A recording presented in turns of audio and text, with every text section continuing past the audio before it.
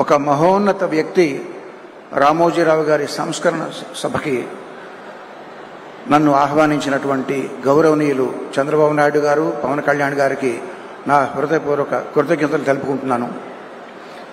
నాకు సంగీత దర్శకుడిగా జన్మనిచ్చిన రామోజీరావు గారు, ఆయనతో నేను గడిపిన క్షణాలు చాలా ఎక్కువ ఉన్నాయి. అందుకు నేను చాలా అదృష్టంగా భావిస్తుంటాను. ఆ క్షణాల నుంచి నేను నేర్చుకున్న విలువైన విషయాలు ఎన్నో ఉన్నాయి. వాటిలో మచ్చుకు ఒకటి ఏంటంటే, మద్యపాన వ్యతిరేక ఉద్యమంకి ఆయన వంతు కంట్రిబ్యూషన్గా ఆయన రకరకాల ఆర్టిస్టులతో, ఉద్యమకారులతో, రచయితలతో, సంగీత దర్శకులతో, గాయకులతో ఆయన తెలిసిన వాళ్ళందరినీ పిలిచి పాటలు రికార్డ్ చేసి ఆ ఉద్యమానికి సపోర్ట్ చేశారండి. నన్ను కూడా రమ్మని ఒక పాట రికార్డ్ చేయమన్నారు. నేను అన్నాను, సార్ నేను మెడ్రాస్ వెళ్ళి 4 రకాల ట్యూన్లు నేను మీకు చేసి పంపిస్తానని అన్నాను. ఆయన కోసం చాలామంది బయట వెయిట్ చేస్తూ ఉండగా నాతో అన్న మాటలు ఏంటంటే, వద్దండి, ఒకే ఒక ట్యూన్ చేసి పంపండి, నేను మీకు దీనికి రెమ్యునరేషన్ ఇవ్వట్లేదు, నేను మిమ్మల్ని అభ్యర్థిస్తున్నాను, అభ్యర్థించేవాడికి ఆప్షన్స్ ఉండవు, అలా చేయకూడదు, ధర్మం కాదు అన్నారు. ఆ మొక్క ఆయన నాతో చెప్పడానికి 2 నిమిషాలు వెచ్చించాల్సిన పని లేదు, ఆయనకి ఏమి లాభం లేదు. అంతటి మహోన్నత వ్యక్తి ఆయన. ఎన్నో విషయాలు నేను నేర్చుకున్నాను ఆయన దగ్గర నుంచి.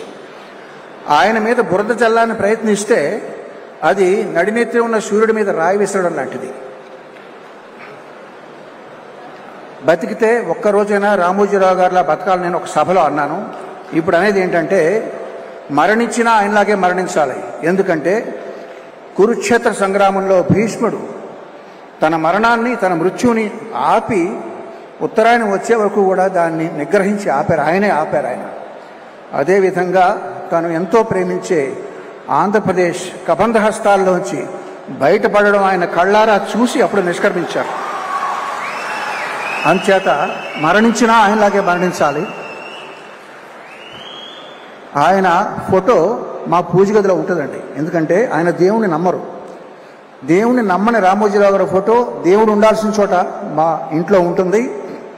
ఎంతోమంది జీవితాల్లో వెలుగులు నింపిన ఆయన స్ఫూర్తి నా గుండెలో చిరకాలం ఉంటుంది బ్రతికినంత వరకు. ధన్యవాదాలు.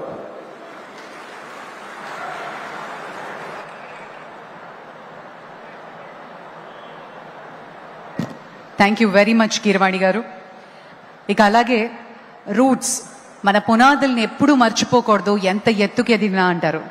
అలాంటి బలమైన పునాది ఈటీవీతో మొదలు పెట్టారు. మరోసారి ఆస్కర్ స్థాయికి వెళ్ళి మనందరినీ కూడా చాలా తెలుగు వారిగా గర్వపడేలా చేశారు. మన రాజమౌళి గారిని మాట్లాడవలసిందిగా సవినయంగా కోరుతున్నాను.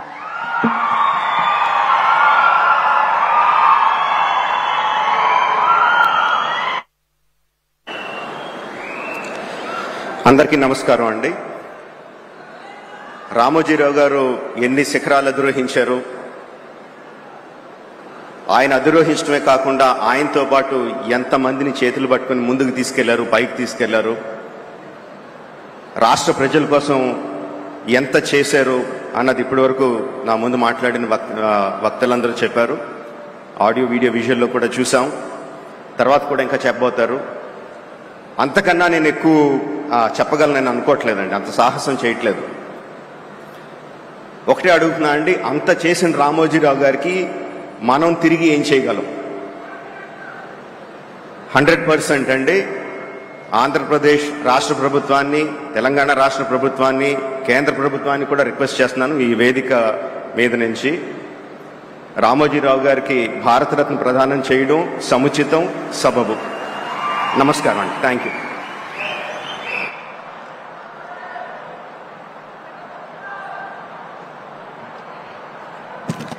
రాజమౌళి గారు చాలా తక్కువ మాటలు, ఎక్కువ సత్తా ఉన్నటువంటి వ్యక్తి.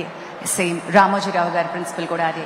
నిర్మోహమాటంగా చాలా అతి తక్కువ టైం ఇచ్చిన, ఎప్పుడు నవ్వుతో చెరగనిటువంటి ముద్ర వేయగలిగేటువంటి, అతి తక్కువ మాటలతో పొదుపరి కానీ చాలా గట్టి విలువలు ఉన్నటువంటి మనిషి. మరి ఈరోజు మనతో ఉన్నటువంటి ప్రముఖులు, రాజకీయ ప్రముఖులు చాలామంది ఉన్నారు. శ్రీ తెనాలి శ్రవణ్ కుమార్ గారు, ఎమ్మెల్యే తాడికొండ, వారిని రావాల్సిందిగా ఆహ్వానిస్తున్నాను. శ్రీ తెనాలి శ్రవణ్ కుమార్ గారు.